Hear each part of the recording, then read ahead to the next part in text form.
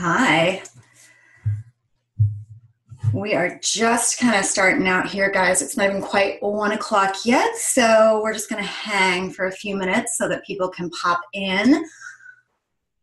So feel free to just chill until we get everybody in the room. See people coming in. Hi. No worries, you are not late. We are just going to give it, I'm probably going to give it like 2 or 3 minutes before I get started. I think everybody is muted right now, but I don't know if you guys have ever used Zoom before. It's a really cool software, but there's a little chat box. So if you like kind of hover over the bottom of your screen, or if you're on your phone, it'll show you an option to pop up the chat box. So feel free, I'll probably repeat this later, but feel free at any time to put questions in the chat box, to introduce yourself, let me know where you're from, how you found the webinar. We can just kind of hang and chat for a few minutes until everybody pops in. Can you guys hear me okay? Will you just nod if you can hear me? Yeah? Okay, I just want to make sure that everybody can hear. I've got a little new microphone situation here, so I'm going to make sure that the volume is good. Let's see. So feel free to introduce yourself if you want in the chat box. I'm in Seattle, Washington. That's where I'm from. I would love to hear where you guys are from too, just while we're hanging out and waiting for everybody to pop in. I usually like to give it like 3 or 4 minutes just to give everybody a chance to get in here. I know everybody's clocks are a little bit different, so but I'm happy to see you guys. I'm really excited for today. A little nervous, but excited. It's gonna be good. Ooh, from Canada, nice. And from California. Oh, I was just there. I just got back on Thursday, actually. I went to LA to visit some friends. It was nice to get some sunshine. It is so cold and rainy here in Seattle, as it usually is this time of year.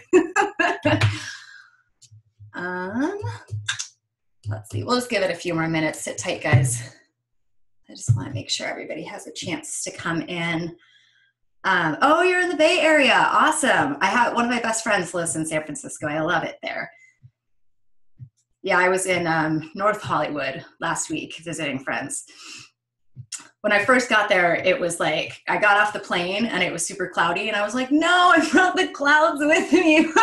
But then by the time I left, it was like 75. So that was good.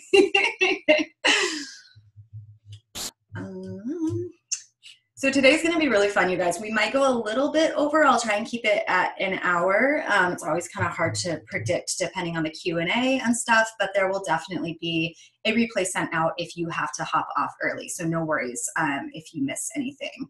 You will get it all in your inbox. How is the weather in Toronto? Is it cold there? Yay, hi, Em. Seeing a few new faces coming in here. We're just kind of introducing ourselves right now, guys, giving everybody a chance to come in. We're just going to give it a few extra minutes. I was telling the ladies before, if you've never used Zoom before, the video software that we're on, there's a little chat box, like if you hover over the bottom of your screen, that you can pop up. Not as cold. Oh, you had an Arctic freeze. Oh my God. Yikes. Yeah, feel free to introduce yourselves, you guys, in the chat box. Let us know where you're from, how you're feeling today. I have everybody on mute right now. We'll unmute everybody at the end for the Q&A, but I'm just kind of giving people time to show up. I want anybody to think that they're late. Let's see, it's 1:02 by my phone, so we'll wait like 2 more minutes and then we will get started with all the content.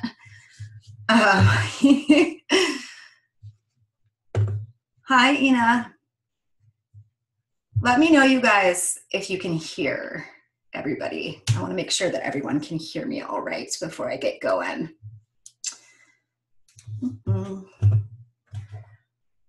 And also, my cats will probably be coming in and out of the room constantly this whole time. I try and shut the door, but then they just sit outside and yowl. So you might have some cat sightings while we're on. They tend to jump up on my desk. So we'll see if they pay us a visit. Thanks for coming, Emily. One of my really good friends and my coach, Emily, is on today, and I'm very excited. Oh, you're a vet tech? That's awesome.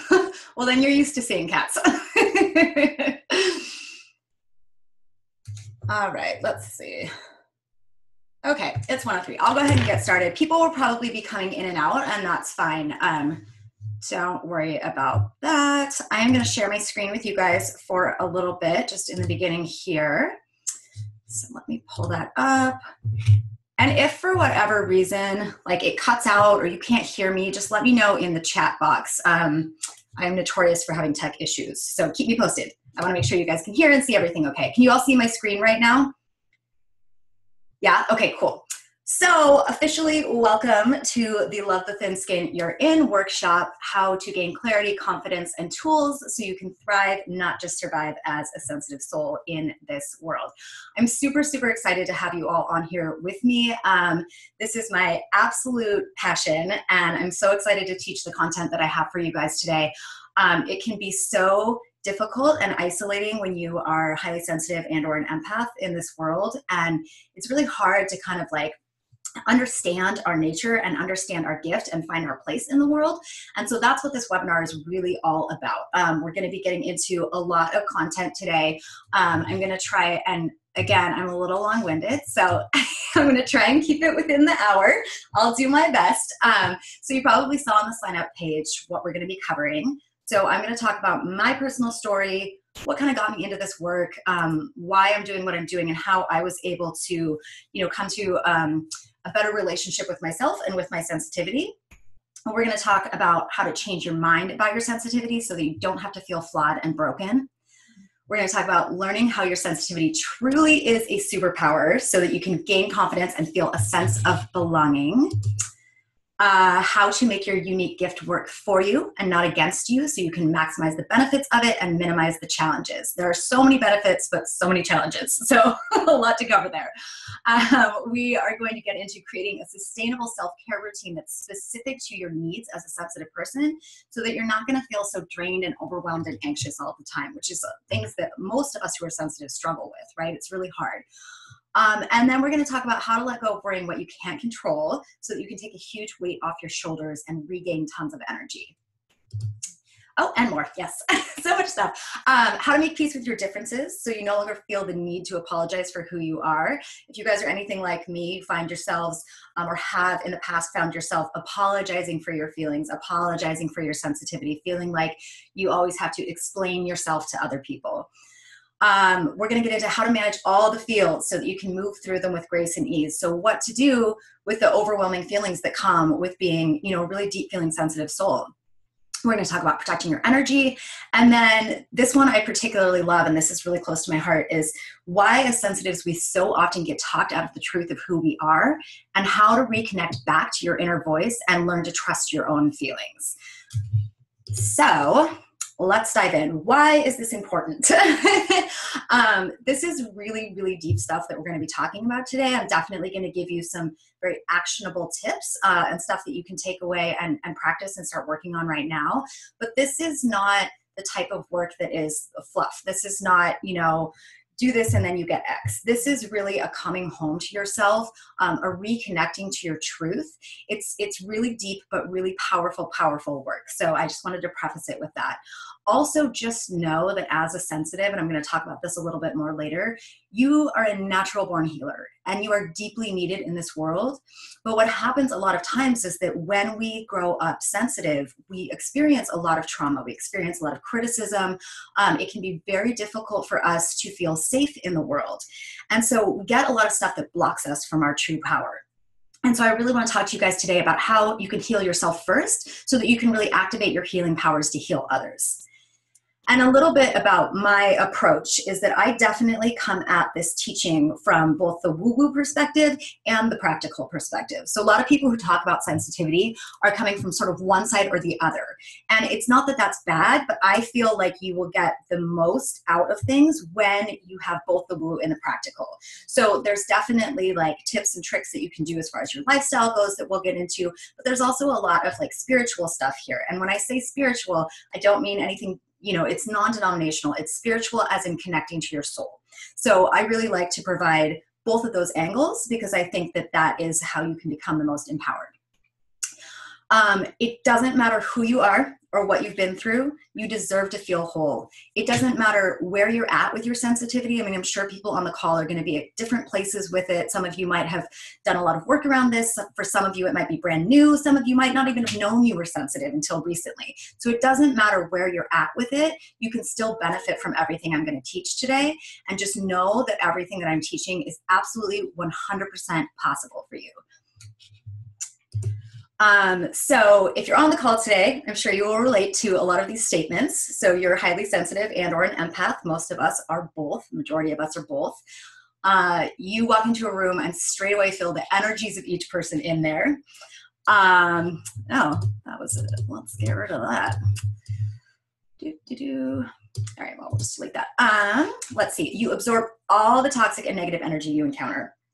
You get overwhelmed and drained to a crippling degree. You've been criticized for your soft and sensitive heart. You often feel hurt and misunderstood, and you struggle with managing all of the feels and letting them go. So I see some heads nodding. I think it's funny. We have a very, those of us who are sensitive, particularly women, men too, but I teach specifically to women, we have so many shared experiences, right? And I think that's why it's so healing for us to come together in situations like this and to recognize that we're not alone and we're not the only ones that are experiencing these things. So just a little reminder to focus as much as possible. I know everybody's busy. I know a lot of people are probably at work or, might have to watch the replay later, but make sure that you turn off the ringer on your phone, close any other tabs you have open, have a pen and a paper to take notes, although you will have the replay, so don't feel like you have to retain everything right now. And then before we dive into the content, let's just do a little centering together. This is helpful for me as a teacher and helpful for everybody here, just to kind of come back into our bodies and ground a little bit. So I invite you, if you're willing, to just close your eyes and breathe with me for a minute. I know I need this for sure. Just take a really big deep breath in and release. And as you're breathing, just really start to feel your body. Feel the chair that you're sitting in. Feel your feet on the floor. Feel the room that you're in. We're just coming back down a little bit. And just know that for this next hour, we're holding a really sacred space. A space for connection, a space for healing, a space for learning, for inspiration. And whatever else that you have going on in your life right now, you can just set it down. And with each breath you take in, feel a bright white light cleansing your body. And when you release, let your shoulders drop a little bit. Let your hands fall into your lap. Feel any tension in your body just starting to relax and release and let go. As sensitives, we're so often up in our head. We're in an energy space, and it's very hard for us to ground back down into our bodies. And so we just really want to take this time to just connect back in, be present with where we're at right now, and know that this is a really safe and healing space, as my cat yells in the background. Okay, let's take one more big deep breath together and release. Awesome. And then you can open your eyes whenever you're ready. Okay, I feel more centered. I hope you do too. So stick with me. We have a lot to cover. I am going to announce at the end of the workshop the winner of the 60-minute coaching session with me. So super excited about that. So a little bit about me. Some of you may know me previously. Some of you may not. You may have found me through a Facebook ad or Instagram. My name is Amber Rochelle. I am an intuitive life coach and expert on sensitivity. I am devoted to helping highly sensitive women thrive in an often insensitive world. I work with women who struggle with constant anxiety, who've been told their whole lives that they were too sensitive and too emotional. And I help them to manage their sensitivity so they can feel safe in this world and finally feel confident in who they are. I call myself the sensitive badass. And my mission is to change the narrative in our culture around the word sensitive and to lead sensitive souls to a place of empowerment. I strongly and firmly believe that sensitivity is a superpower if you choose to treat it as one, and that this world desperately needs the healing powers that sensitives have to offer. So a little bit about my story. I'm actually going to stop sharing my screen so you guys can see me. I'm going to pull up my slide deck over here. Just a second. I always prefer to look at people's faces when they're teaching. So, so just to give you a little background on me and kind of how I ended up where I am today doing this work that I'm doing. When I was a child, I mean, I am a hardcore sensitive, like through and through, deep, deep feeler. And as a kid, I really, really struggled with it. There was nobody in my family that really understood it or was able to teach me about it. And that's the experience for a lot of us. And this isn't really, not to place blame on our parents. Sometimes they just didn't know any better. And some of us do have crappy parents, but some of them just really didn't know any better. And it can be hard when you have a sensitive child and you don't understand what's going on to know how to relate to them. But on the flip side of that, it can be very damaging to the child to be in a situation where they're often criticized or shamed for their feelings. And that is how it felt for me growing up. I was definitely criticized. I was shamed. I was ostracized. I was talked out of my truth. I was bullied. I was an easy target because I cried so easily, right? So kids at school would pick on me because they got an easy response. And I was bullied in my house as well. Unfortunately, I grew up in a very chaotic home. And so I never really felt safe anywhere in the world. I didn't feel safe out in the world. I didn't feel safe at school. I didn't feel safe at home. And it really led me to look for safety in any place that I could find it. And what that ended up looking like for me was that I became a chronic people pleaser and a chronic perfectionist. And I know a lot of us can probably relate to that, right? Because we're natural born people pleasers because we can feel the feelings of other people. And so when you can feel people's feelings and you can feel their energy, we have true, really kind, huge hearts as sensitives. And so we always want to help when we can sense where there's something wrong or somebody's upset or unhappy. It's our natural response to want to give back and help. And that in and of itself is a beautiful thing. But what tends to happen is that we put our needs last. And we put our feelings last, and we push all of that aside and show up for everybody else, but not for ourselves, right? And that's what I was doing growing up. I felt like I had to heal everybody in my family. There was a lot of addiction. There was a lot of mental illness. There was a lot of abuse. And I somehow felt that everybody's problems and everybody's emotions were my responsibility. Because I could feel them, I felt responsible for them. And so my reaction to that was, one, to be as perfect as I possibly could, or so I thought. That gave me a fake sense of control, right? Where I felt like in the rest of the world, I had no control. I felt like I was just the victim of everybody's feelings and everybody's energies, and there was all this stuff coming at me. And so the more I tried to be perfect, the more I thought, if I do what everybody else tells me I should do, or I think I should do, then I'm making people happy. And I was also trying to make up for what I felt like was a very deep flaw. I felt like there was something inherently wrong with me. I felt so different. I literally felt like I was an alien in this world. Nobody understood me. Everybody was constantly like, why are you so dramatic? Why are you so sensitive? Why are you overreacting to this and overreacting to that? And when you hear that enough, you internalize that, right? And then you're like, oh, maybe I am overreacting. Maybe I am too sensitive. And what tends to happen after that is that we start to distrust our own feelings and our own experience of the world, because everybody's telling you that your experience of the world is somehow incorrect. And so we then invalidate our own feelings. And that, coupled with people pleasing, can be a recipe for disaster, right? And so this is the way that I grew up, and that was the way that I learned how to survive. I was constantly trying to prove myself, constantly chasing worth, chasing love, just wanting so deeply to feel like I belonged somewhere and like I mattered and like I was making a difference. But I never really felt that because I was never really being myself. I didn't even know who I was because I was so outward focused the entire time that I was growing up that I didn't know what I needed. I didn't know what I wanted. I wasn't used to checking in with myself. I didn't know how to do that. I only knew how to react to everything that was coming at me and then try and be the best kid that I could be in response to that.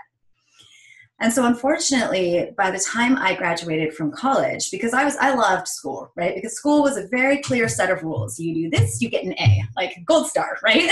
So I was like, oh, I can do this. I was a straight A student, except for math. I always got a C in math. But so school was great for me. But when I graduated from college, everything kind of fell apart for me. First of all, like I said, I really didn't know who I was. and here I was on my own for the first time in my life, living alone, having to get a job. And I went into corporate advertising, which is literally the worst place for a sensitive person. Not saying you can't do it. I did it for 10 years, but it certainly takes a toll on you.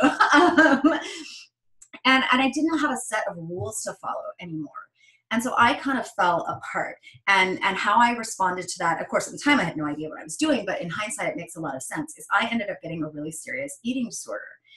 And what I was doing was creating this new set of rules for myself to follow, right? Oh, you lose this many pounds, you're good. You're doing the right thing. You work out this many times a week. Oh, gold star. Again, it was this kind of set of rules of me really looking to prove that I was worthy, that I was good enough. I was constantly chasing that. And unfortunately, I got very, very ill. And eventually I had to hit my knees. I had a full-on rock bottom. And I was in Urban Outfitters one day with my best friend trying on jeans, and I was bitching about how I couldn't fit into this ridiculous size 0, right?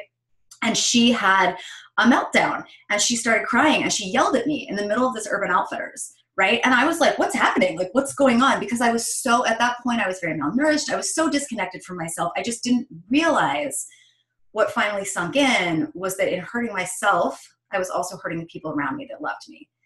And that's when I went, oh shit, I got to get some help for this. And, at first I did it for her. I did it for her because I didn't want to hurt her. I didn't want to see her like that. And I got myself into treatment, and I went through a lot of therapy, and I did a lot of work. And, eventually it became for me. Eventually it became for me, because what I had to do to heal from that disorder was really learn how to love myself from the ground up. Really learn how to, I was reintroducing myself to myself, basically. Learn how to stand up for my needs. Learn how to, know what I wanted even. In the beginning, when I started doing this treatment work, I didn't even know how to dream. I didn't know how to access what I wanted, because I was so used to helping everybody else with their dreams, helping everybody else get their needs met, right? It felt selfish to me to go within. It felt selfish to me to do anything for myself, really. And so I had to unlearn a lot of that stuff and relearn the truth of who I was. And this is not obviously an overnight process. And there's levels to this, you don't have to be in extreme crisis mode like I was with my eating disorder to benefit from this work. There's so many levels to this, but those of us who are sensitive, we do so easily get talked out of who we are. And so that's a lot of what we're going to be going into today. And the other thing that ended up happening is eventually, I got physically healthy and I was getting more emotionally healthy. And then I was like, why am I working in advertising? Because it was such a toxic environment, right? Like I would literally duck into the bathroom like 12 times a day just to get away from the toxic energy in the room. So that's when I kind of started my, new professions, and I found coaching and I loved it. And I'll never forget, I was in coaching school. I went through like a 6-month training program in Seattle, and I was in coaching school, and one of the girls there was like, oh my God, you are like so sensitive. It's amazing. And I was like, what? Because nobody had ever said it to me like that. Usually it was like, why are you so sensitive? It's so annoying, And then her and I had this really incredible talk about it. And she said this thing to me that has always stuck with me, and that I share with, all my clients.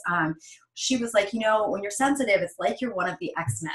You have this special power, but you have to learn how to work with it, not against it, or it can destroy you. And I loved that.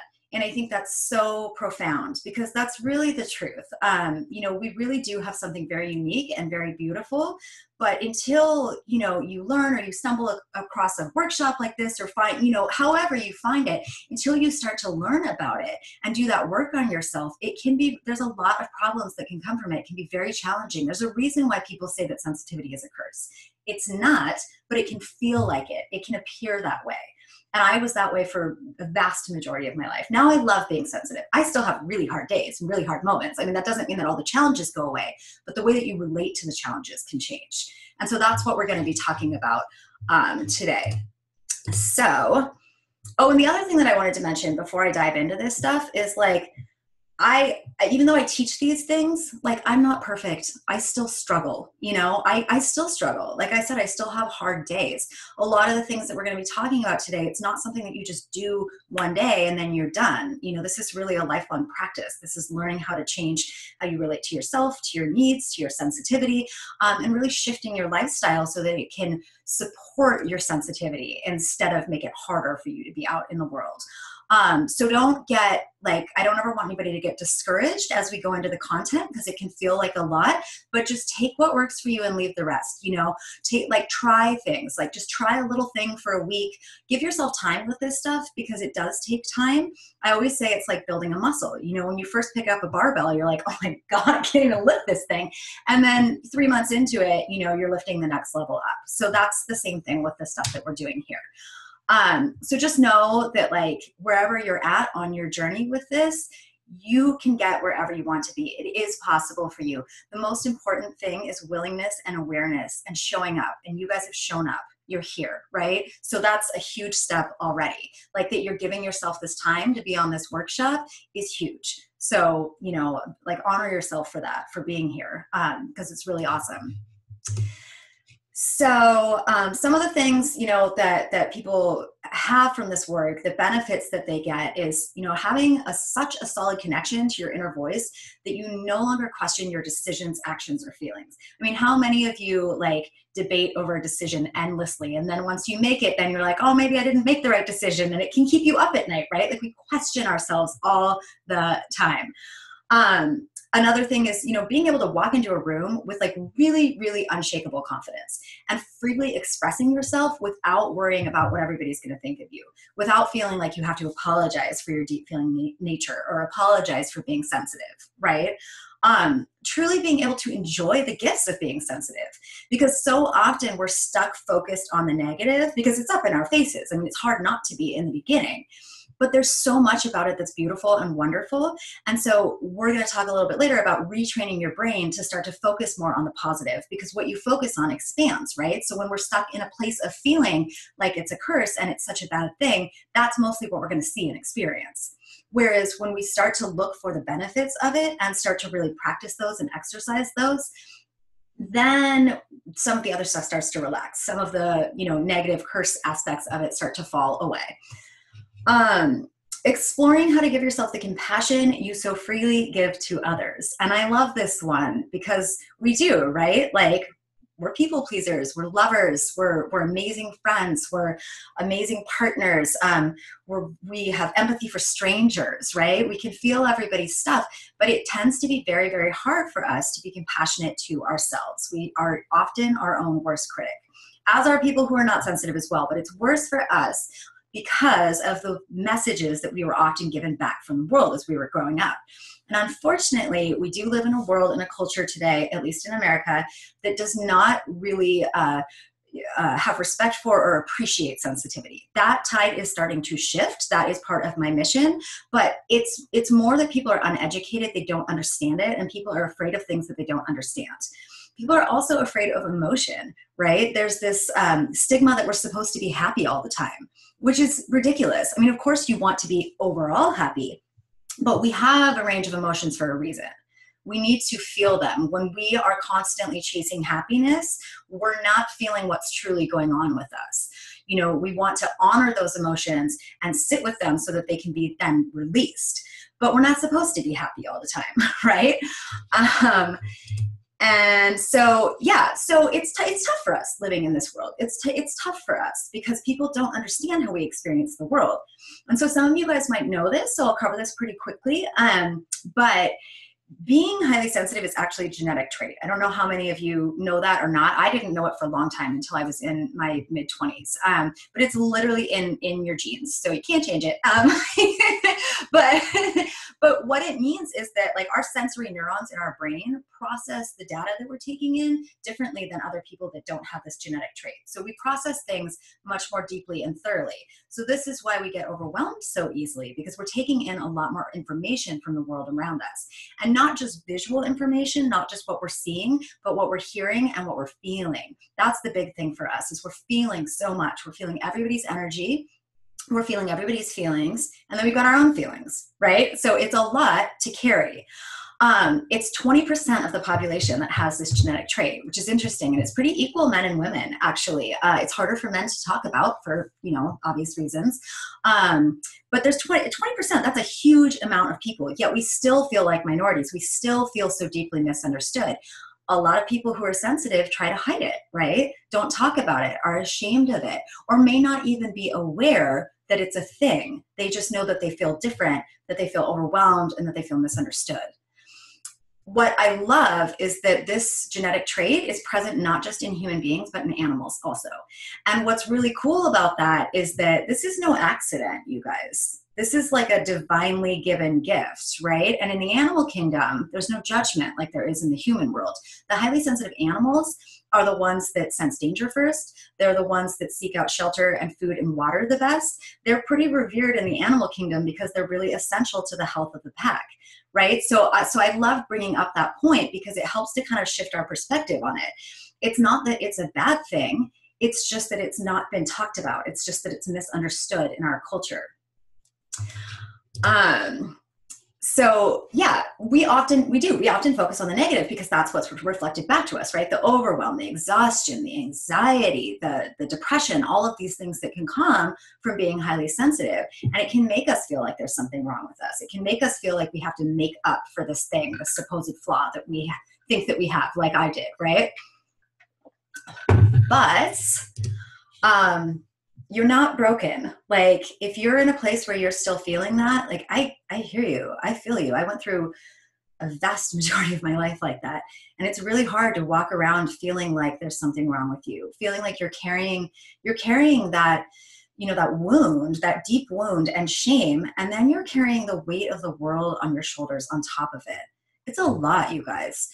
And it's always ironic to me that people see sensitivity as weak because I'm like, no, we do everything everybody else does, but we're carrying this extra level of information and of feeling and of stress and overwhelm, right? But we get up, we go to work, we take care of our kids, we show up for our friends, right? You're doing all the things. Sensitive people are actually incredibly capable.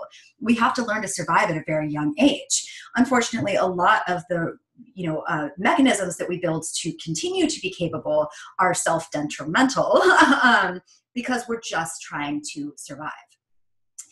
But there is so much that is incredible and amazing about being sensitive. Like sensitives are literally the sages of our society. We're the visionaries, the priestesses, the healers. We make amazing doctors, coaches, therapists, artists, actors. Being able to tap into that really deep creative energy, tap into that extreme level of empathy and intuition. I mean, we really have stuff that's amazing. And now I'm not saying that this makes us better than other people, because I've had some people say that to me, like, oh, you make it sound like you sensitives, or, and it's not about that. No, it's like, if you think about it, there's naturally skilled basketball stars, for example, right? Like I couldn't play basketball to save my life. Some people have a natural innate ability for sports. Some people have a natural innate ability for math, for example. Again, not one of my strong points. Some people are natural born singers. We all have gifts, but what's different about us as sensitives is that a lot of the other gifts that people have are recognized by society, are recognized by the people around them. They're praised for them. They're given acclaim for them. It hasn't been the case with us. Right? That is starting to change again, but that's not what most of us have experienced. And so in the beginning, it can be really hard for us to see it as a gift because we're so used to seeing the negatives, right? But what my firm belief is that we are here on purpose. Again, this is no accident. There's no coincidence that there's 20% of animals that have this too, right?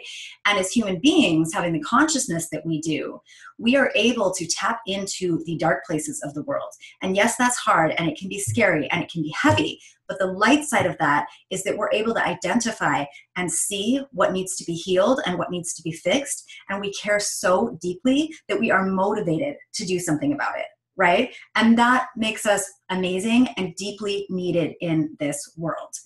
But when we're stuck in our own shit, when we're stuck in our own limiting beliefs, when we're not taking care of ourselves, we can't show up at our full capacity.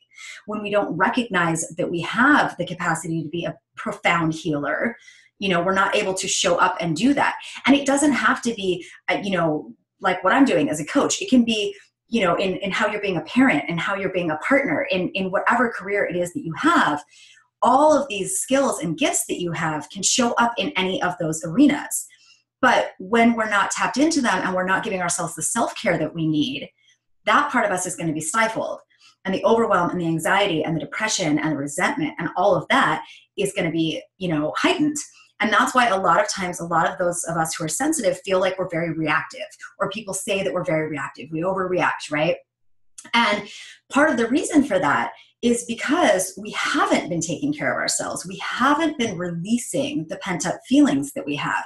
We haven't been building a strong foundation of self-care and of centeredness and of connection to ourselves. And so when something happens, we get triggered very easily. And then on top of that, we're just naturally deep feeling people. So that can come across as overreacting or being reactive. But when we get to a place where we have a deeper connection with ourselves and we're building these roots, stuff isn't going to knock you off your center as much anymore, right? The reactive part of the sensitive trait is going to dissipate, and the really powerful part of it is going to start to rise. So let's see. So what we want to start doing is thinking about retraining our brains, right? So I like to use an analogy of a truck driving down a dirt road. Every way, the same day, right? So after a year, this truck, there's going to be grooves in the mud, in the dirt, from where the truck's tires turn into. Now, if for whatever reason this truck one day decided to turn off in the middle of the road, it's going to be hard for them to get the tires out of the grooves, right? So it's the same thing with how our brains process things. It's the same things with our neural pathways. When we thought a certain way for a long time, we don't even notice half the time that we're thinking that way anymore. Our brain just automatically goes there. And when we don't have awareness around it, it's hard for us to be able to stop it or to change it. So a lot of the negative thoughts that we have are really automatic. And we may know that we feel a certain way about ourselves, but we may not notice every single, second through the day, the narrative that's going on in our heads, the things that we're saying to ourselves, oh, I shouldn't have, the overthinking and replaying stuff. I shouldn't have done that. I shouldn't have said that. Oh, I upset that person. Oh no, I didn't do that good enough. All those things, right, that play over and over, and they're just eroding at our self-esteem and our confidence. But half the time we don't even notice that it's happening. And so when you start to look at these automatic negative thoughts and look at the, really ingrained belief systems that you have about yourself, it's incredibly difficult in the beginning to change them because you're the same as that truck. And your brain just wants to go back down that same road and not try and get the tires to go out into a different way. Because our brains have so much to process, especially those of us who are sensitive, because we have so much coming in, that our brains are always looking for ways to simplify things. So they will look for evidence without us even consciously noticing this. Our brains will look for evidence to prove our beliefs right, because it takes more energy and attention for our brains to look for evidence that those beliefs may not be true. And most of the belief systems that we have in place were formed before we were the age of 8 years old. And when you think about it that way, that's crazy. Like, I don't want to be running around with my 8-year-old running me, right? I mean, bless my 8-year-old heart, but no, thank you. So there's work here around really starting to pay attention to the things that you're telling yourself and the things that you believe, and then sitting down and journaling about it, right? Like, write these things down. And I always say, try and look at things with curiosity, not judgment, because what we don't want is we don't want to beat ourselves up for beating ourselves up, right? We don't want to be like, oh man, I think a lot of really bad things about myself. Dude, I suck, right? We don't want to use that as another tool to feel bad about ourselves, but to look at it and be like, wow, I'm really mean to myself, or wow, where did that belief come from? And another tool that's very helpful is to ask yourself, what would you tell a friend if she or he was saying that to themselves? And I typically hate it when my coach asks me this question, but it's such a good question because it takes us outside of ourselves. Because the next question is, well, why would you tell him or her something different? Why are they more worthy than you? Why do they deserve more respect than you? Why do they deserve more compassion than you? And that's a really powerful question, because you kind of have to start calling bullshit on yourself and being like, wait, where did I come up with this idea that I'm such an unworthy person, that I don't deserve the compassion that I give to everybody else so easily, right? What's going on there? And again, not in a critical way, but in a like, oh, wow type way. And then sorry guys, cat. And then starting to think about, well, is this belief serving me? Do I want to hold on to this? And what could I believe instead that would support me in moving into who I really want to be, in feeling the way that I really want to feel, right? And when we start to identify these limiting beliefs and then work with new belief systems and play with them, our brain is going to start to shift and start looking for information, or evidence rather, on why the limiting beliefs that we've had are not true and why the other beliefs could possibly be true for us. And again, in the beginning, this is really hard because it's an awareness process. You have to be really aware of what's running through your head. A tool that's very, very helpful with this, and helpful actually with processing feelings as well, I like to call it taking my emotional pulse. And I did this for years until it just became kind of automatic for me. But I recommend that you set an alarm on your phone for like 2 to 3 times a day. 3 is better, maybe 4. And all I want you to do when that alarm goes off is, and obviously if you're in a meeting or something, obviously like life happens, work happens, but as much as possible, if you can duck into the bathroom at work, do it. It's like stop, drop, and check in, right? Like just stop what you're doing and check in with yourself and be like, okay, what am I feeling right now? Like, what am I feeling? What am I seeing? What am I hearing? What's been going on in my day today? What is it that I need? How am I talking to myself? And you can literally just take like a minute. But the point of this is that it's retraining you to go within instead of to be so outward focused all the time, so focused on everybody else's needs. It also will help you to be more aware of the thoughts that you're telling yourself, right? And the other reason why this is a really awesome tool is that one of the things we struggle with the most is taking on other people's energy, right? Taking on other people's moods. You're around somebody in a bad mood, then you're in a bad mood for the rest of the day. And half the time you don't even know why, right? So when you do these emotional pulse check-ins, what it's doing is it's interrupting your day, because so often we come home at the end of the day and we have work and we have kids and we have responsibilities and all these things to deal with. And then we get home and we have a headache and we're overwhelmed and we're exhausted and we just want to grab a glass of wine or binge out on Netflix on the couch, right? Not that there's anything wrong with either of those things, but it's a distraction, because at that point, we often can't even connect to what's going on because it's such a tangled mess of stuff that we're like, oh, I just want to numb out, or eat the whole bag of cookies or whatever it is. Because we're trying to ground ourselves is what we're doing. Food and alcohol, unfortunately, are very grounding. Not always the best route to take, but so that's why we're doing that. But when you can interrupt your day by having these emotional pulse check-ins, you're going to start to notice, oh man, my coworker was in a really bad mood today. No wonder I feel like this, right? And then you can be like, can I release this? Literally ask yourself, can I release this? This is not mine. Like, return to sender with love. And the more that we do that, the less we are carrying all of this stuff with us throughout our day, throughout our week, throughout our month.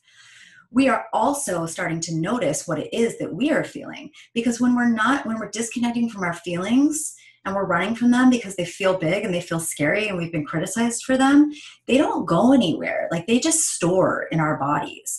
And part of the reason why it can be really difficult in the beginning to start feeling your feelings is because there's so much in there. Like, I literally used to feel like I had a tidal wave of emotions chasing me at all times. And it was part of the reason why I became a workaholic, because I was running. I was just running from what felt like, it was like I was going to open the floodgates and then I would like never stop crying for the rest of my life. And that's how it felt. and that's not true. Like, you might need to cry for a day or cry for a week when you first start releasing stuff. And that's okay. Crying is medicine. Crying is healthy. Crying is spiritual, it's release. We need that. But over time, as we start to become friends with our emotions and see them not as the enemy, but see them as a compass, see them as a guide, pointing us towards what we need to be healthy, what we need to be whole, what we need to be happy, what needs to be taken care of. Then when they come up, we can say, oh, okay, I see you. I may not want to feel this anxious right now, but I get it. I'm feeling anxious. I'm going to sit with this. And I'm going to ask it what it's here to teach me. And then it's going to lift. And you might have to do that 12 times a day. But the more that you honor and recognize your emotions, because they literally just want to be seen and heard. So the more that you can give space for them, the more that pressure, that sense of all that built up stuff is going to release. It's like steam coming out of a pot. It just needs to release. And as it releases, and as you move forward dealing with your emotions as they come up, they're not going to feel so scary. They're not going to feel so big. They're not going to feel so overwhelming and powerful. I mean, sure, there's moments and times things happen, you know, grief, trauma, things happen, but the day-to-day stuff isn't going to feel so taxing and so overwhelming.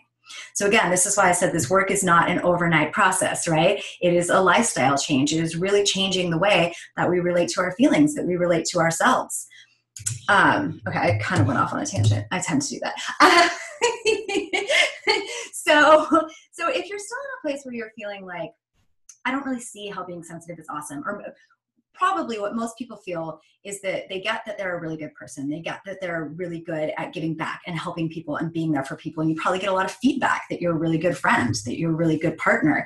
If you're anything like me, like people on the bus or walking down the street will literally tell me their life story out of nowhere. You know, it's just, we just have this capacity, and people sense that in us, to hold space for people's emotions and their stories. And people are very attracted to that, right? So people like us a lot until our emotions come up.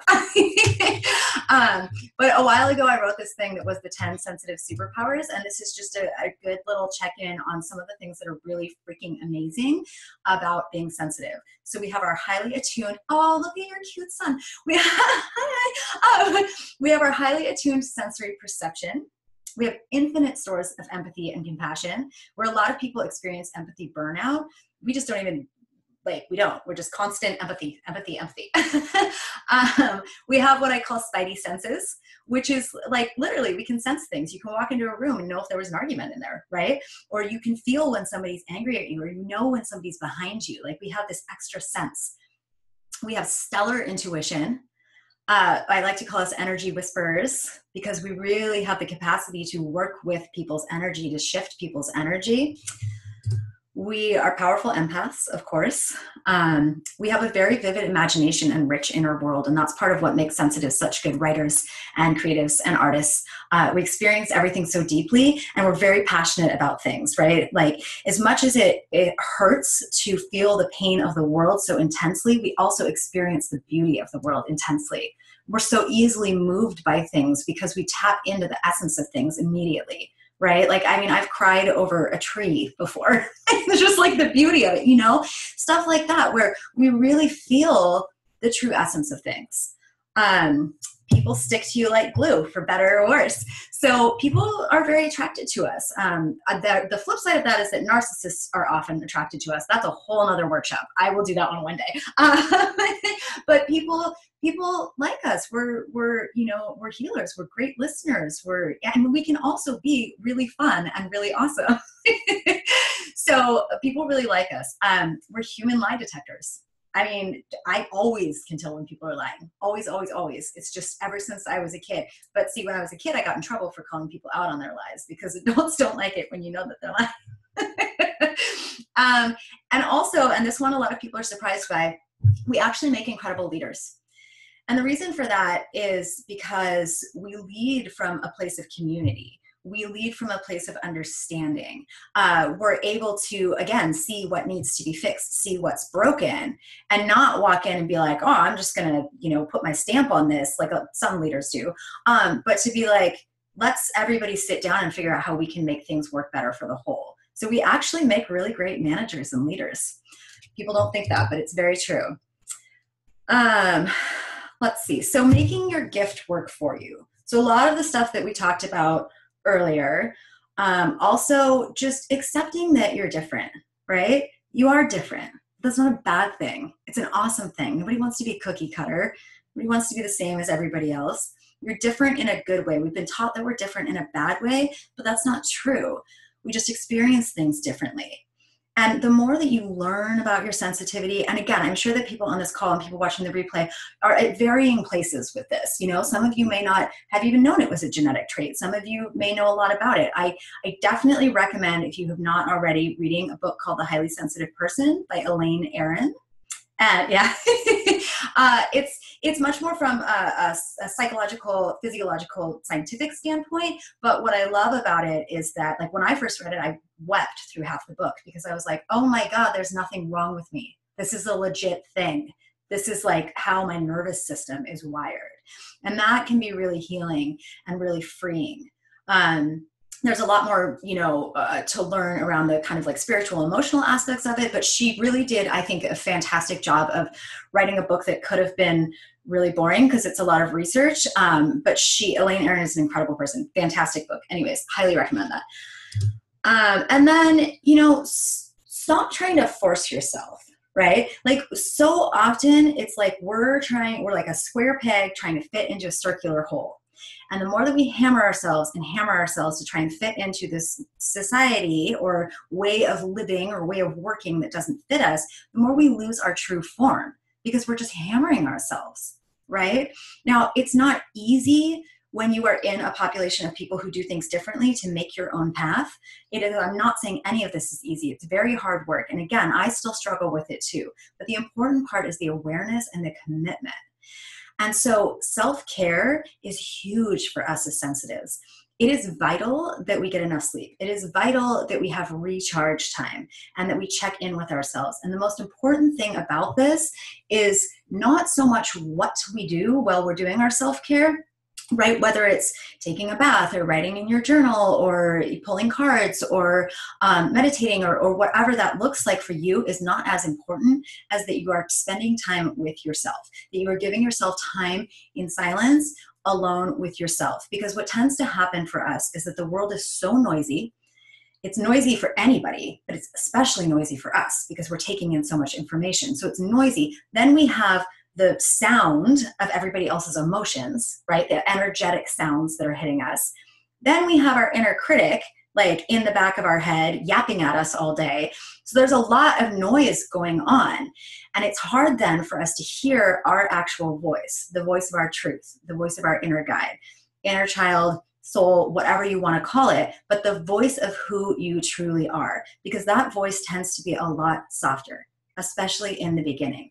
And so I like to think of our relationship with ourselves the same as our relationship with anybody else. You got to spend time with people. You got to nurture that relationship. You got to get to know that person. It's the same thing with ourselves, but we're not taught that. But when we spend time, journaling is amazing because you're having a conversation with yourself. You're also getting stuff out of your head because you're carrying so much up here. So it's really about getting to know yourself and cultivating like softness and quietness for yourself so that you can start to hear that voice. Because eventually, as time goes on and you cultivate a deeper relationship with your inner voice, you will start to hear her in the midst of the noise. You will know what she sounds like, right? You'll be able to tap into that. But we have to do the work of forming that relationship and strengthening that relationship with the voice of our truth, which can be very difficult when we've been talked out of our truth for so long, when we've been taught that our feelings are invalid, when we've been taught that we can't trust what we experience of the world. But I am here to tell you right now that all of that is not true. You can absolutely 100% trust everything you feel and everything you experience. Your body and your soul are not going to lie to you. Your mind will, but not your body and your soul. And so we have to come back to a place of reminding ourselves that just because somebody else doesn't understand, just because somebody else can't fathom the experience that we're having, doesn't mean that it isn't true for us. Our voices are valid. Our feelings are valid, right? It's so difficult for us as sensitives to come back to the truth of this, but it is essential for us to be happy and healthy and really rise into our power. We have to reintroduce ourselves to ourselves. We have to come back home to who we truly are before the world talked us out of who we were or told us who we were supposed to be, right? And the way that you do that is spending time with yourself. You can go out and like nature is extremely healing for us. Go out in nature, if you're in, that doesn't work so well in Seattle this time of year, but if you're somewhere where you can go outside, go sit in the grass, be by water, write to yourself. Let yourself tune in. Because we're so tuned outward. We need to learn how to take our like little feelers and turn them back inward. And it's not selfish. That's the thing. So often we feel like taking that time for ourselves or giving to ourselves or focusing on ourselves is selfish. I hear that all the time. And I used to think that too. But it's not. Because if we're not taking care of ourselves, how are we supposed to show up and be a good employee, be a good mom, be a good partner, be a good friend? When we're overwhelmed and exhausted and depleted and resentful, we're not going to be our best selves. right? And so, I mean, we've all heard like you can't pour from an empty cup. And it's a cliche because it's true. When we are depleted, we'll still give because we never stop giving. But when we are depleted, it's not coming from a place of power, right? It's coming from a place of, like I was talking about earlier, trying to prove yourself, trying to manage relationships, trying to be liked, trying to be loved. And there's nothing wrong with those things. Everybody wants those things. But when we can take care of ourselves first and show up for ourselves first and listen to our own voice first, then we really get to step into being powerful. From that place, you can make a much bigger difference in people's lives than you will from the place of, you know, the chronic people pleasing and the exhaustion. And again, this is a process. This all takes time. You know, it's a relearning. It's building a new muscle. It's a lifestyle change. So all of the stuff that we're talking about today, you know, is just giving you awareness and just giving you ideas and giving you inspiration so that you can start to play with this stuff. And you can think about it like that too, because our brains don't like change, and your brain will resist all of this stuff. It'll be like, no, that's too much work, right? So a tool to kind of like bypass that part of your brain that resists change is to be like, I'm just going to experiment with this for a week, or I'm just going to play with this. Because when you tell yourself that, and you look at it as, okay, I'm just experimenting with this for a week. If it doesn't work, I can go right back to being super mean to myself and, or whatever it is, right? Your brain relaxes a little bit and it doesn't feel as scary because you're not saying, oh, I'm never going to do this thing again. You know, and not that anybody wants to be mean to themselves, but there's comfort in familiarity. We get stuck in these cycles. And so to get out of them, sometimes we have to trick ourselves and be like, I'm just going to play around with this. I'm just going to see how it goes. It doesn't work, I can go right back to what I was doing before. So that's a helpful thing. I had to use that a lot in the beginning, and I still use it sometimes, you know, when I'm doing something new or trying to change a limiting belief that's coming up for me, because your brain is going to resist you. And it's doing it because it wants to keep you safe. That's the thing. Anytime we are doing anything that is self-destructive, we're not out to like, you know, we're not doing it to be mean to ourselves. It's a coping mechanism. It's a safety mechanism. We're trying to survive. We're trying to belong. We're trying to fit in. We're trying to just get through the day. And that's why we form these patterns. And they work in the beginning, sometimes to a point, and then our brain goes, okay, cool, that works. I'm going to keep doing that. And then we stop questioning it, and it becomes a habit and a lifelong behavior sometimes. And that's why we have to really intervene on these things and spend the time listening to ourselves and listening to what's going on in our brains so that we can consciously start to change the stuff that was programmed into our nervous system at a very, very young age. Let's see. So as far as, we're probably going to go over, guys. I hope that's okay. Again, I'm going to put out the replay, but I'll kind of speed through the rest of it. So as far as letting go of worrying about what you can't control. So this is a big one for us, right? We're worrywarts because, again, we feel everything. And so we're constantly scanning our environment also, because that just comes naturally to us. So we're scanning our environment. We're looking for danger. We're looking for people that need help. We're feeling everybody's feelings. And it's easy to get very caught up in spinning in our head, staying awake late at night, thinking about all of these things, the vast majority of which are things that we literally have zero control over, but they drive us crazy and they make us very anxious, right? So one thing to note, and I mentioned this earlier, is that no matter how much it feels like this, you are not responsible for anybody else's emotions. Now, this doesn't mean you can walk around saying and doing whatever you want. Like, you want to be, you know, obviously be a good person, but for you guys, I'm not worried about that at all. But we take it to the next level where we feel like if somebody is upset or sad, it's automatically our fault, whether or not we did anything to cause that. And then we feel like it's our responsibility to fix the situation. And when we can't fix the situation, we feel like failures. And then we stress about it and we overthink about it, right? So just remember that it is not your responsibility. And again, the best thing that you can do for people or for situations that you're worrying about that you can't control is take care of yourself. Because when you're in a healed place, when you're in a strong place, then you're really able to be there for people and be there for them in a way that is not codependent. So there's a difference between the codependency and the people pleasing and being able to take care of you and still support the people that you love. Right? So a little tool that's very helpful is I keep what I call a worry journal. So you can use your actual journal, or I like to do a separate notebook for it. And before I go to bed at night, or sometimes during the day, I'll just sit down and just do a brain dump of like, I hate this, I'm stressed out about this, I'm worried about this sucks, this isn't going well, blah, blah, blah, blah, right? And it really helps just to get that out of your head and on paper. It's super helpful to do like a brain dump. It helps you to let go of things. It helps you to tap into what you're feeling and what you're thinking about. And then sometimes I will just like say a prayer, you know, and again, whatever your higher power is, God, goddess, universe, spirit, it doesn't matter. Just if you have a higher power, if you believe in an entity or a spirit that is bigger than you, to say a prayer and give it up to that energy, right? And say, I can't control this. I want to. Everything in me is telling me to try, but it's making me crazy. Please lift this from me. Please help this person because I can't. And sometimes just that simple prayer, that simple ask can help to release some of that pressure that we feel to fix everything. Let's see. Okay, we already kind of went into that one. So, okay, so this one is really important. So all of the feels, and again, I know we're cutting into time here and I want to make sure I have time for Q&A. So I won't go into this too in depth, but I do have a free course that I offer that is all about all the feels. And I will make sure to put the link for that. Actually, let me put that in the chat right now before I forget. But so we carry so much, right? And a lot of the things that, I'm just pulling the link up here, a lot of the things that I talked to you about earlier is going to help you with releasing some of the heaviness of the emotions that you feel, the emotional pulse check-in, the self-care, the journaling, the cultivating a better relationship with yourself. All of these sorts of things are going to help to alleviate that pressure, right? Hang on, let me just pull this up really quick.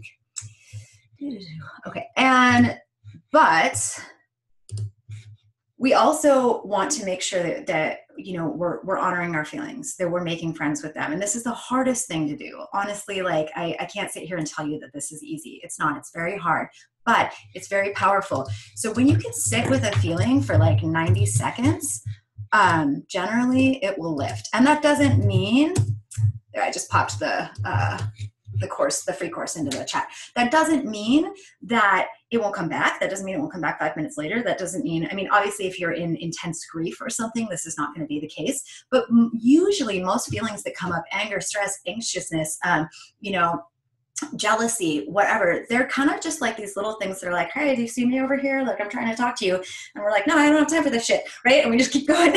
and then they just sit there and they're like, well, I'm still waiting for you to listen to me. So just sitting with it and sitting down. And this is, it is so hard, but it is so helpful. And being like, okay, I feel really anxious. I feel really anxious right now. I'm sitting with the anxiety. I hate this, but I'm sitting with it. What do I feel in my body, right? Sometimes it's hard for us to, because we have so much going on in our mind, to really tap into exactly what's going on. So sometimes when we just check in with our body and do the, you know, little breathing exercise that we did at the beginning of the call, just closing your eyes, taking some deep breaths, you know, I always put my hand on my heart, just a way to check in.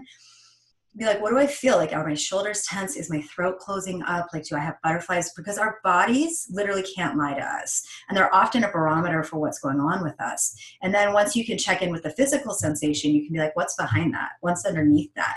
And so sometimes because a lot of times, you know, people will be like, I don't even know what I'm feeling right now. And that's valid. Like, sometimes we don't, especially in the beginning when we're not used to checking in with it. So checking in with your body is a really helpful way to start to tap into that.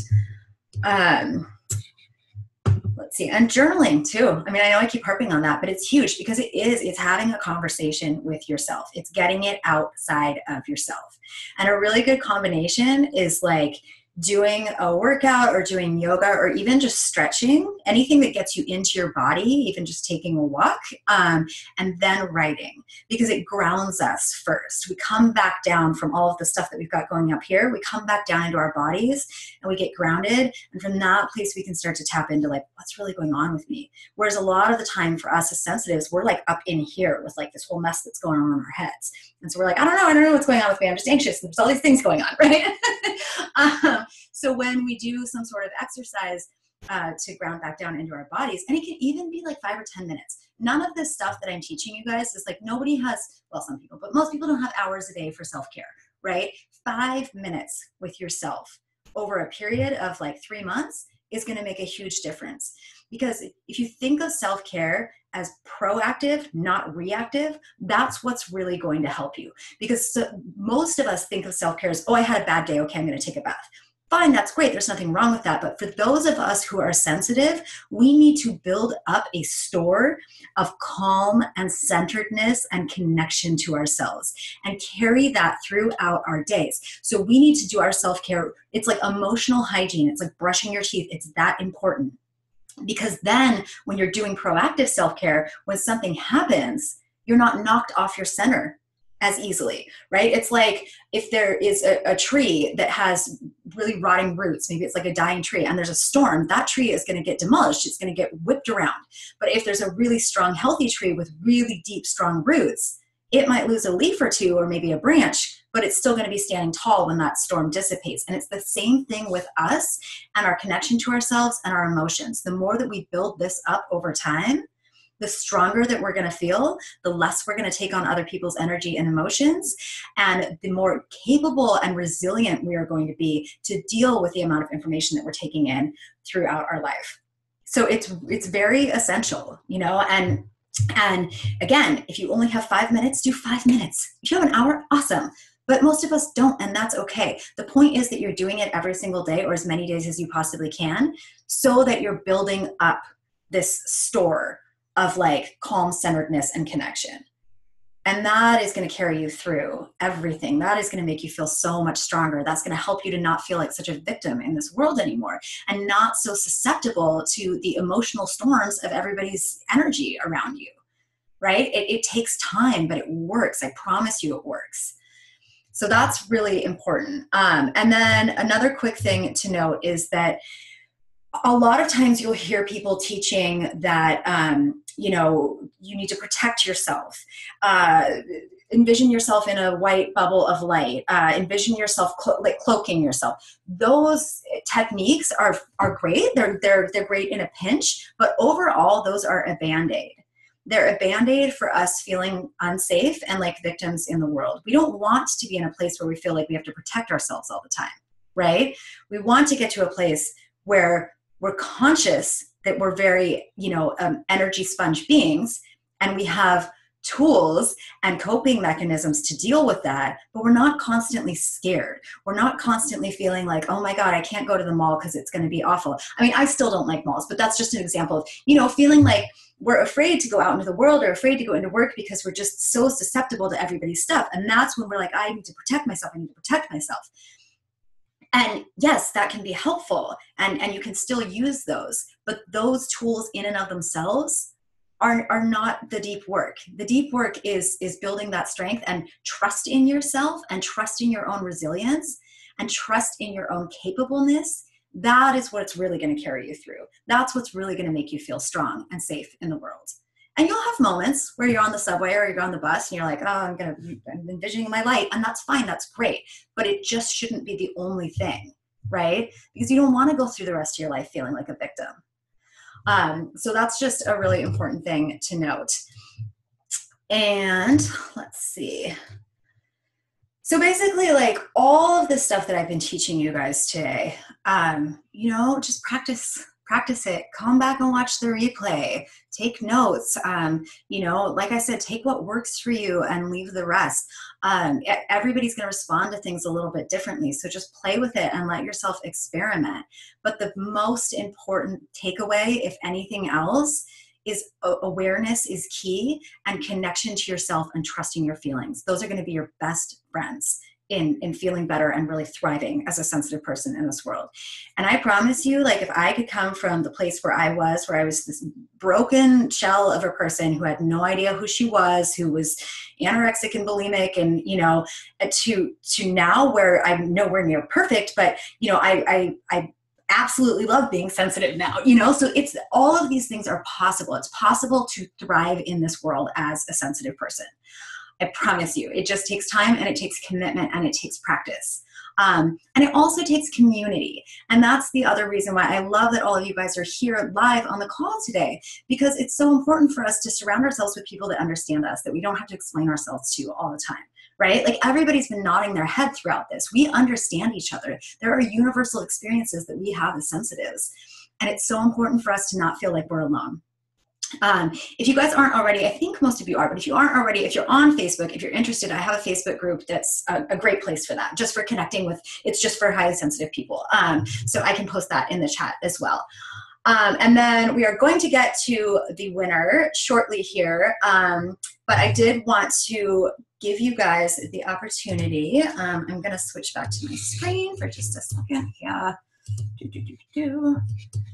Give me just a second. Once again, tech is not my strong point. Okay, here we go. There we go. Okay, so I am opening the doors. Well, I kind of like soft launched it last week, but whatever. But I'm opening the doors to a really amazing opportunity, which is my Sensitive Badass 6-month coaching mentorship, which I'm super, super excited about. I've worked all year on this. It's going to be really, really amazing. It won't be right for everybody. That's fine. But, you know, it's going to be really incredible for the people that do come into it. It's a 6-month mentorship program for obviously highly sensitive and empath women who are looking to embrace their sensitive superpowers, build those deep roots that we've been talking about, and do the work to heal themselves so that they can heal the world. So a lot of the stuff that we talked about in the call today, I'll be going into much more in depth in this program. You know, this reintroduction to your truth, to who you were before the world told you who you were supposed to be, learning to hear your voice over the voices of the rest of the world, really coming back home to yourself and really discovering your innate strength and resilience, because you have it. It's just that you have been talked out of it. So that is really the point of this program. It is reserved for 10 women. So, you know, whoever feels called to be a part of this, I'm so excited to offer this. I wanted to keep it really small because what we're doing here is creating a really safe, sacred container for the profound radical change and healing that is going to happen in this 6 months for people, or women rather, that are ready to shed their self-doubt, shed their anxiety and fear, and really step into their natural power as sensitive badasses. And by the way, sensitive badass for me basically means like you can be soft and strong. You can be sensitive and you can be fierce. You can be both, right? It's just that we've been told the opposite, but we are actually very, very, very strong people, incredibly strong people. And so it's not about, you know, having to create that strength for yourself. It's about coming back home to it, coming back to your own realization of your strength. And that's a lot of the work that we're going to be doing in this 6-month program together. So it's really for you if you want to discover how to, you know, beyond what we talked about today, go from just surviving to really thriving and living an authentic life as a sensitive person, really creating a life that works for you, not just trying to fit yourself into a life that was built for somebody that doesn't have your nature. We're going to be doing a lot of work on amplifying your intuition and your incredible healing powers, clearing the blocks that have kept you from embracing your worthiness. This one is huge. And developing a level of trust in yourself that you never knew possible. Having a deep level of trust in yourself is so powerful, and it changes everything.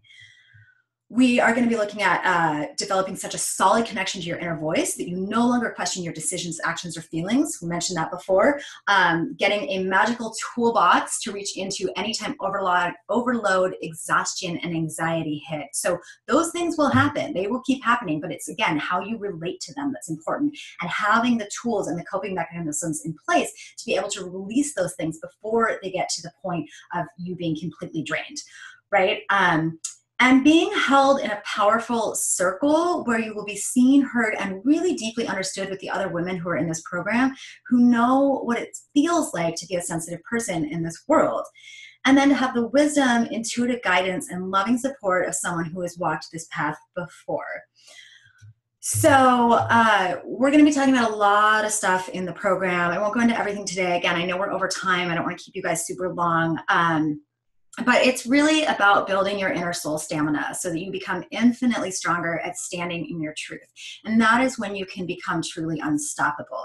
So this is about having like a sacred, safe place where you're held and you're connected with this community of women to explore all of the work that we've been talking about today and to take it to a much deeper level and go even farther than, I mean, we talked about a lot today, but it's really just a few pieces of the full puzzle.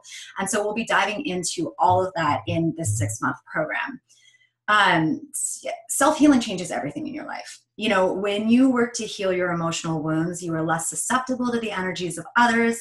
You can start to feel healthy and safe from the inside out.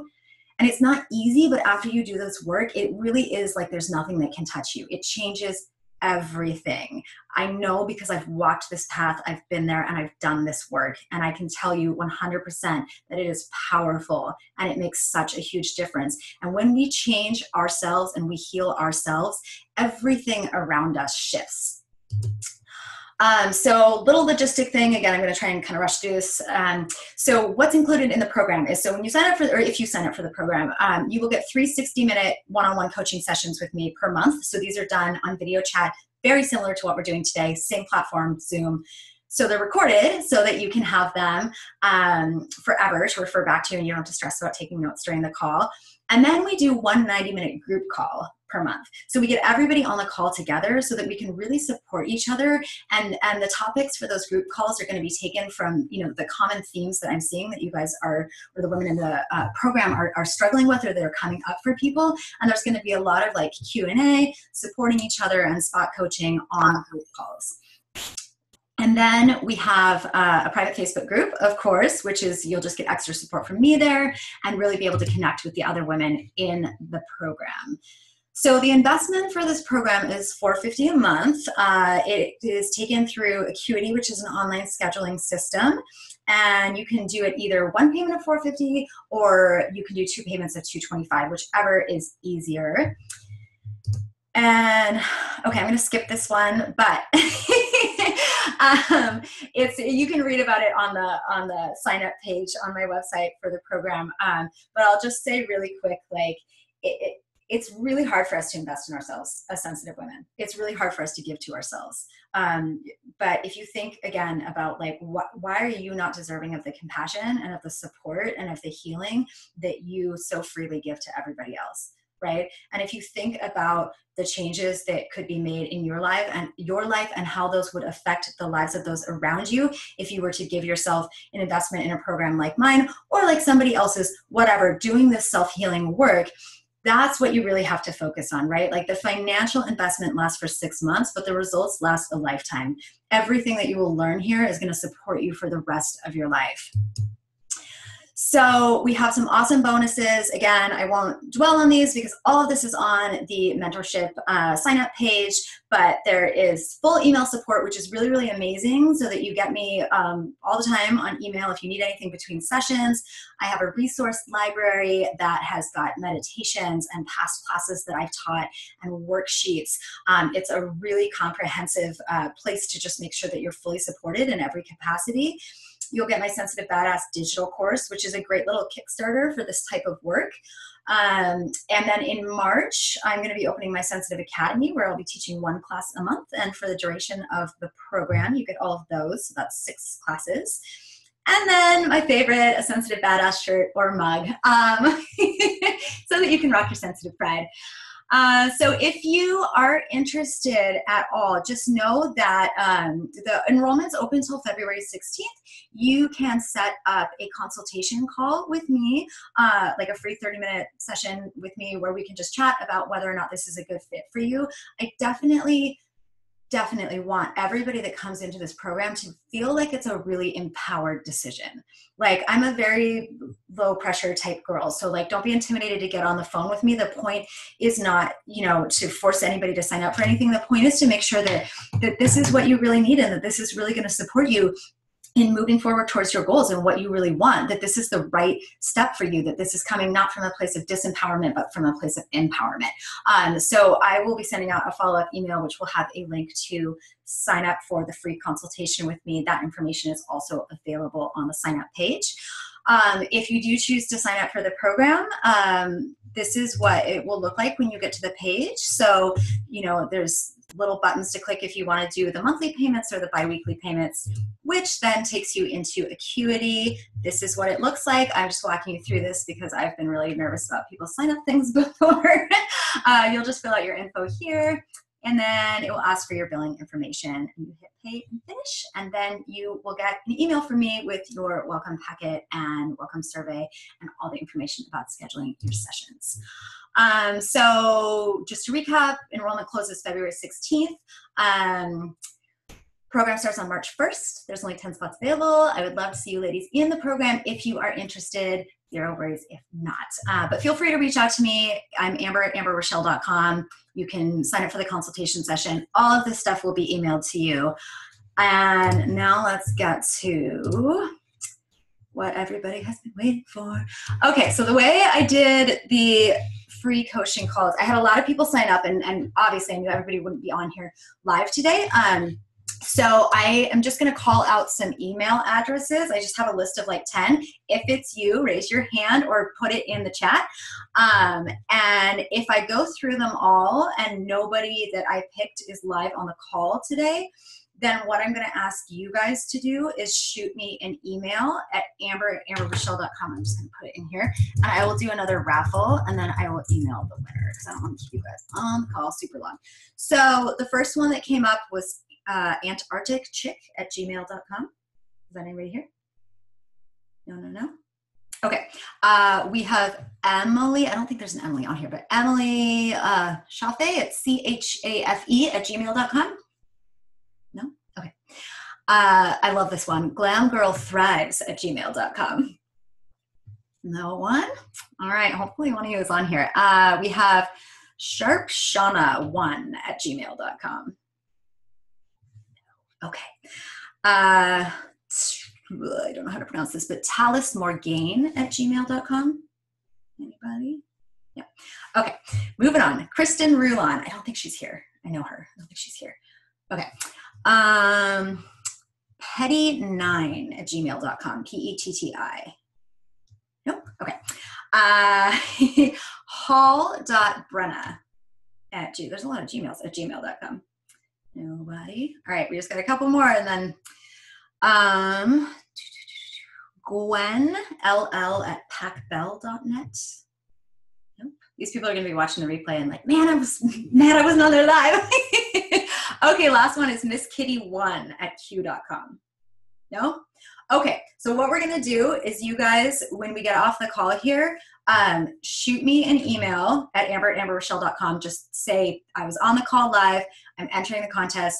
I will put your names in a hat just like I did these. I will draw the winner, and then I will email you to let you know which one of you wins the free coaching session with me. And then let me know, you can reach out to me over email if you want to sign up for a consultation, if you have any questions about the program.